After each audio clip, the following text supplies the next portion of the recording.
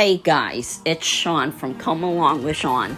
Today I'll be talking about Poseidon's Fury, Escape from the Lost City. Universal announced on April 11th that the walkthrough attraction will be closing on May 10th with its final day of operation. On May 9th, Poseidon's Fury opened May 28th, 1999 in the Lost Content section of Islands of Adventure at Universal Studios Florida. Much of the Lost Content area had been removed back in 2008 to make way for the Wizarding World of Harry Potter, but this part of the area had remained until this announcement. I am happy that it is closing because it opens up space to replace with some better new attractions, as theming had been a bit out of date. I would love to see it be replaced with a Celta themed attraction similar in structure to Poseidon's Fury.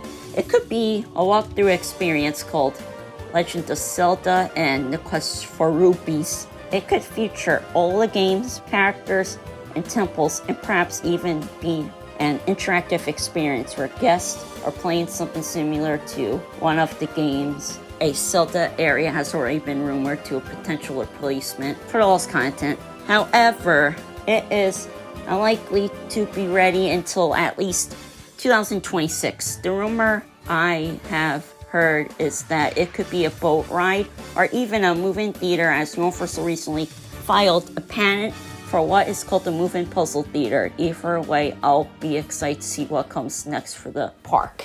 And remember to punch that like button, hit that subscribe button. See you soon.